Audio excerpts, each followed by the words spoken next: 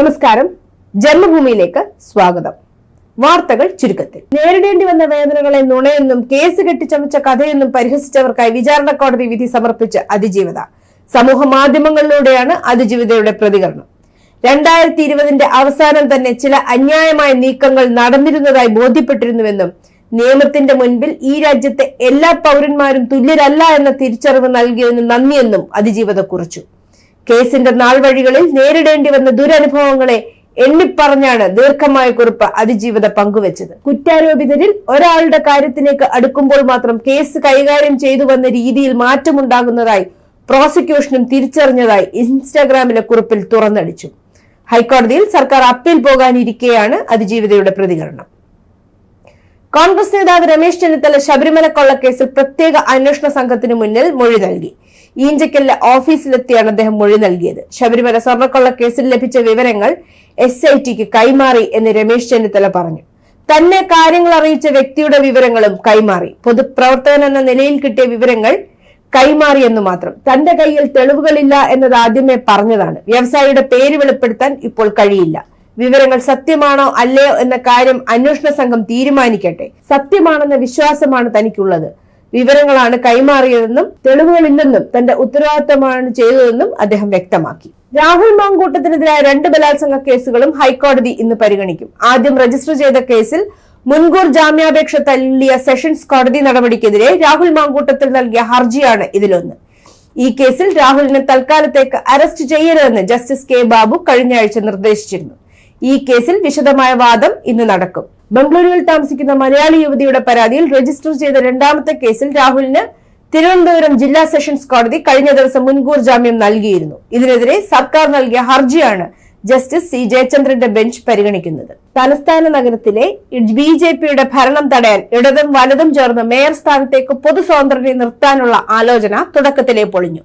മന്ത്രി V. ശിവൻകുട്ടി അടക്കമുള്ളവർ തുടക്കത്തിൽ BJPയെ ഭരണത്തിൽ നിന്ന് മാറ്റി നിർത്താൻ ശ്രമിക്കുമെന്ന തരത്തിലുള്ള ചില പരാമർശങ്ങൾ നടത്തി. പക്ഷേ LDFുമായി സഹകരിക്കുന്നത് അടുത്ത നിയമസഭാ തെരഞ്ഞെടുപ്പിൽ ആത്മഹത്യാപരമാണെന്ന് തിരിച്ചറിഞ്ഞ UDF കൈകൊടുത്തില്ല. ഇതോടെ UDFുമായി സഹകരിച്ച് ഭരണം പിടിക്കാനില്ലെന്ന പ്രസ്താവനയുമായി CPM സംസ്ഥാന സെക്രട്ടറി MV ഗോവിന്ദൻ തന്നെ രംഗത്തെത്തി. ശബരിമല കൊള്ളയിൽ റിമാൻഡിൽ കഴിയുന്ന 1ാം പ്രതി ഉണ്ണികൃഷ്ണൻ പോറ്റിയെയും മുൻ അഡ്മിനിസ്ട്രേറ്റീവ് ഓഫീസർ മുരാരി ബാബുവിനെയും SIT ഇന്ന് കസ്റ്റഡിയിൽ വാങ്ങും. വിശദമായ ചോദ്യം ചെയ്യലിന് ഇരുവരെയും 2 ദിവസം കസ്റ്റഡിയിൽ വേണമെന്നാണ് കൊല്ലം വിജിലൻസ് കോടതിയിൽ അന്വേഷണ സംഘം ആവശ്യപ്പെട്ടിരിക്കുന്നത്. സ്വർണം കൊള്ളയിൽ ഉന്നതരുടെ പങ്കടക്കം അന്വേഷിക്കുന്നതിനാണ് പ്രതികളെ കസ്റ്റഡിയിൽ വാങ്ങുന്നത്. കട്ടിളപ്പാളി കേസിലും ദ്വാരപാലക കേസിലും മുരാരി ബാബു പ്രതിയാണ്. ഉദ്യോഗസ്ഥൻ എന്ന നിലയിൽ ബോർഡിന്റെ തീരുമാനം അനുസരിക്കുക മാത്രമാണ് ചെയ്തതെന്നും സ്വർണ്ണക്കൊള്ളയിൽ പങ്കില്ലെന്നുമാണ് മുരാരി ബാബുവിന്റെ വാദം. എന്നാൽ ഉണ്ണികൃഷ്ണൻ പോറ്റിക്ക് പാളുകൾ കൈമാറിയതിലെ ഗൂഢാലോചനയിലടക്കം മുരാരി ബാബുവിന് പങ്കുണ്ടെന്നാണ് SITയുടെ കണ്ടെത്തൽ. മറ്റൊരു പ്രതിയായ മുൻ എക്സിക്യൂട്ടീവ് ഓഫീസർ സുധീഷ് കുമാറിന്റെ ജാമ്യാപേക്ഷയിലും കോടതി ഇന്ന് വിധി പറയും. തദ്ദേശ തെരഞ്ഞെടുപ്പിൽ മണ്ണാർക്കാട് നഗരസഭയിൽ തോറ്റ LDF സ്ഥാനാർത്ഥി BJP സ്ഥാനാർത്ഥിയുടെ വിജയാഘോഷത്തിനൊപ്പം ഡാൻസ് കളിക്കുന്ന വീഡിയോ വൈറൽ. തന്റെ തോൽവി അറിഞ്ഞ ശേഷം ഇവർ നേരെ പോയത് BJPയുടെ പ്രകടനത്തിന്. സുഹൃത്തായ BJP സ്ഥാനാർത്ഥിയുടെ വിജയം ആഘോഷിച്ച CPIM സ്ഥാനാർത്ഥി BJPയുടെ വിജയാഘോഷത്തിനൊപ്പം ചേർന്ന് ഡാൻസ് കളിക്കുകയും ചെയ്തു. അഞ്ജു സന്ദീപാണ് BJPയുടെ പ്രകടനത്തിന് പോയത്. കാരാക്കുറിശി പഞ്ചായത്തിൽ 6ാം വാർഡിൽ വിജയിച്ച BJP സ്ഥാനാർത്ഥി സ്നേഹ രാമകൃഷ്ണന്റെ വിജയാഘോഷത്തിലാണ് അഞ്ജു സന്ദീപ് പങ്കെടുത്തത്.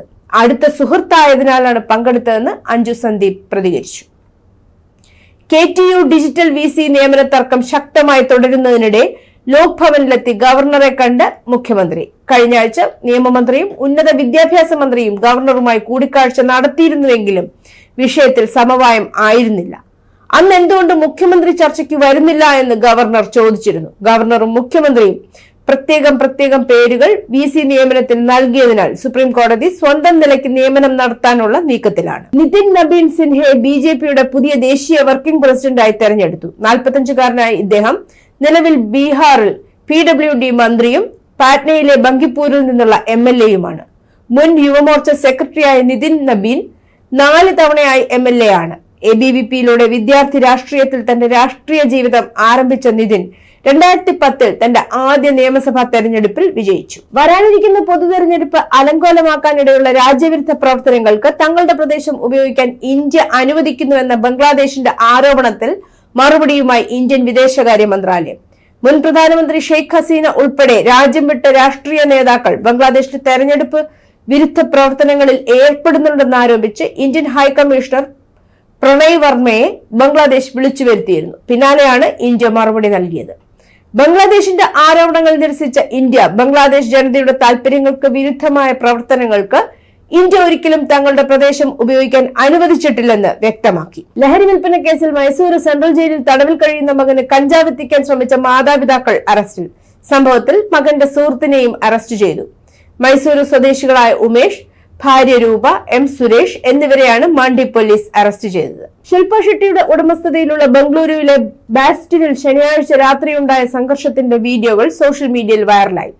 CCTV ദൃശ്യങ്ങൾ അല്പം അവ്യക്തതയുണ്ടെങ്കിലും രണ്ട് പുരുഷന്മാർ തമ്മിലുള്ള ചൂടേറിയ വാക്കുതർക്കവും തുടർന്ന് ചെറിയൊരു കയ്യാങ്കളിയും കാണിക്കുന്നു. എന്നിരുന്നാലും ഗുരുതരമായ പരിക്കുകളോ നാശനഷ്ടങ്ങളോ റിപ്പോർട്ട് ചെയ്തിട്ടില്ല. കഴിഞ്ഞ ഒരു വർഷത്തിനിടെ ജമ്മു കാശ്മീരിന് 7000-ലധികം രജിസ്റ്റർ ചെയ്ത വഖഫ് സ്വത്തുകൾ നഷ്ടപ്പെട്ടുവെന്ന് പീപ്പിൾസ് ഡെമോക്രാറ്റിക് പാർട്ടി PDP പ്രസിഡന്റും മുൻ മുഖ്യമന്ത്രിയുമായ മെഹബൂബ മുഫ്തി പറഞ്ഞു. പുതിയ ഉമീദ് ഡാറ്റാബേസിൽ അടിസ്ഥാനമാക്കി വഖഫ് ആസ്തികളുടെ വിശദമായൊരു കണക്ക് മെഹബൂബ മൈക്രോ ബ്ലോഗിംഗ് സൈറ്റായ എക്സിൽ പോസ്റ്റ് ചെയ്തു. രാജ്യവ്യാപകമായി 3.55 ലക്ഷത്തിലധികം വഖഫ് സ്വത്തുകൾ കാണാതായിട്ടുണ്ട്.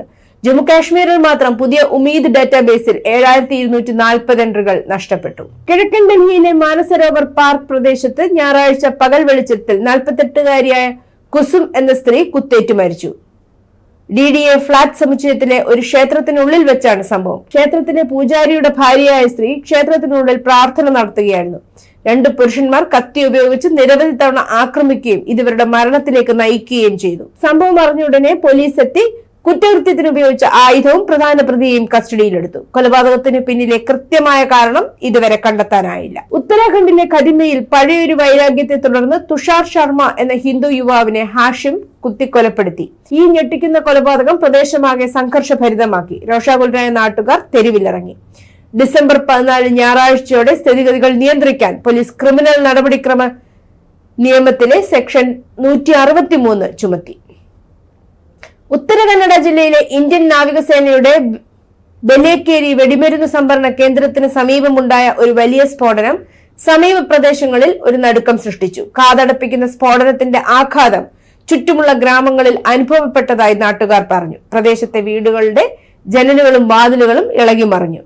അളഗേരി, മാവിന, മറ്റു ഗ്രാമങ്ങളിലെ 30-ലധികം വീടുകൾക്ക് വിള്ളലുകൾ വീണു. നാവിക ആയുധ ഡിപ്പോയിൽ NAD പതിവായി നടത്തുന്ന ആയുധങ്ങൾ പൊളിച്ചുമാറ്റൽ പ്രവർത്തനങ്ങളുടെ ഫലമായാണ് പ്രദേശത്ത് സ്ഫോടനമുണ്ടായതെന്ന് ഇന്ത്യൻ നാവികസേന പിന്നീട് വ്യക്തമാക്കി. ഈ പ്രവർത്തനങ്ങൾ പൂർണ്ണമായും നിയന്ത്രിതമായ അന്തരീക്ഷത്തിലാണ് സ്പെഷ്യലിസ്റ്റുകളുടെ സാന്നിധ്യത്തിൽ നിശ്ചയിച്ചിട്ടുള്ള സുരക്ഷാ പ്രോട്ടോകോളുകൾ കർശനമായി പാലിച്ചാണ് നടത്തുന്നത്. പ്രാദേശിക സമൂഹത്തിന്റെ സുരക്ഷയും ക്ഷേമത്തിനും ഇന്ത്യൻ നാവികസേന എല്ലായ്പ്പോഴും പ്രതിജ്ഞാബദ്ധമാണ്. ഇന്ത്യൻ നാവികസേനയുടെ പ്രസ്താവനയിൽ വ്യക്തമാക്കി. തദ്ദേശവാസികളുടെ ആശങ്കകൾ നാവികസേന അധികൃതർ ശ്രദ്ധിക്കുകയും പ്രാദേശിക ഭരണകൂടവുമായി ഏകോപിപ്പിച്ച് പ്രവർത്തിക്കുകയും ചെയ്തു. ടൂറിസ്റ്റുകൾ എന്ന പേരിലെത്തി ഒമാനിലെ ജ്വല്ലറിയിൽ കയറി വൻ മോഷണം നടത്തിയ 2 യൂറോപ്യൻ പൗരന്മാർ പിടിയിൽ. മസ്കറ്റ് പോലീസും directorate of general enquiries and criminal ഇൻവെസ്റ്റിഗേഷനും ചേർന്നാണ് ടൂറിസ്റ്റ് വേഷത്തിലെത്തിയ പെരുങ്കള്ളന്മാരെ പിടിച്ചത്. 1 മില്യൺ ഒമാനി റിയാലിന്റെ ആഭരണങ്ങളാണ് ഇവർ കട്ടെടുത്തത്. ഖുബ്രയിലെ ജ്വല്ലറിയോട് ചേർന്നുള്ള ഹോട്ടലിലാണ് യൂറോപ്പിൽ നിന്നെത്തിയ പ്രതികൾ 2 പേരും മുറിയെടുത്തത്. കഴിഞ്ഞ ദിവസം പുലർച്ചെ 4 മണിയോടെ ജ്വല്ലറിയുടെ പിന്നിലെ മതിൽ ടൂൾസ് ഉപയോഗിച്ച് തകർത്താണ് കള്ളന്മാർ ഉള്ളിൽ കയറിയത്. ഞായറാഴ്ച സിഡ്നിയിലെ പ്രശസ്തമായ ബോണ്ടി ബീച്ചിൽ പാകിസ്ഥാൻ വംശജനായ തോക്കുധാരി നടത്തിയ ക്രൂരമായ വെടിവെപ്പിൽ 15 പേർ കൊല്ലപ്പെടുകയും ഡസൻ കണക്കിന് പേർക്ക് പരിക്കേൽക്കുകയും ചെയ്തു. വിശുദ്ധ ഹനുക്ക മതാഘോഷത്തിനിടെ ജൂത സമൂഹത്തെ ലക്ഷ്യം വെച്ചുള്ള ആക്രമണമായിരുന്നു കൂട്ടക്കൊലയെന്ന് ഓസ്ട്രേലിയൻ അധികൃതർ പറഞ്ഞു. അവർ ഇതിനെ ഒരു തീവ്രവാദ ആക്രമണമായി തരംതിരിച്ചിട്ടുണ്ട്. വെടിവെപ്പിന് പിന്നിൽ അച്ഛനും മകനുമാണെന്നാണ് റിപ്പോർട്ട്. തോക്കുധാരികളായ 50-കാരനായ അച്ഛനും 24-കാരനായ മകനുമാണ് ആക്രമണം നടത്തിയതെന്ന് ന്യൂ സൗത്ത് വെയിൽസ് പോലീസ് തിരിച്ചറിഞ്ഞതായി റിപ്പോർട്ട്. മറ്റാരും ഉൾപ്പെട്ടിട്ടില്ലെന്നാണ് ഇതുവരെയുള്ള നിഗമനം. അക്രമി നവീദ് അക്രം എന്ന ആളുടെ സിഡ്നിയിലെ ബോണി റിഗറിലുള്ള വീട്ടിൽ പോലീസ് പരിശോധന നടത്തുന്നു. അക്രമിയെ പിന്നിലൂടെ വന്ന് കീഴ്പ്പെടുത്തിയ അവിടെ ഉണ്ടായിരുന്ന ഒരാളുടെ മനസാന്നിധ്യമാണ് ഇതിലും കൂടുതൽ അപകടങ്ങൾ വരുത്താതെ കാത്തത്. കഴിഞ്ഞ വർഷം 10 ലക്ഷം ആളുകളുടെ ആഹ്ലാദ പ്രകടനത്തിന് വേദിയായ വമ്പിച്ച അർദ്ധരാത്രി സംഗീത പരിപാടി ഡിസംബർ 31 റദ്ദാക്കുമെന്ന് പാരീസ് അധികൃതർ പ്രഖ്യാപിച്ചു. 6 പതിറ്റാണ്ടുകളിലായി ലോകത്തിലെ ഏറ്റവും മനോഹരമായ അവന്യൂയിലേക്ക് നിരവധി പേർ ആഘോഷങ്ങളിൽ പങ്കെടുത്തിരുന്നു. പകരം ഇപ്പോൾ കാഴ്ചക്കാർക്ക് അവരുടെ വീടുകളിൽ സുരക്ഷിതമായും സുഖമായും കാണുന്നതിനായി ആഘോഷത്തിന്റെ ഒരു വീഡിയോ സംപ്രേഷണം ചെയ്യും.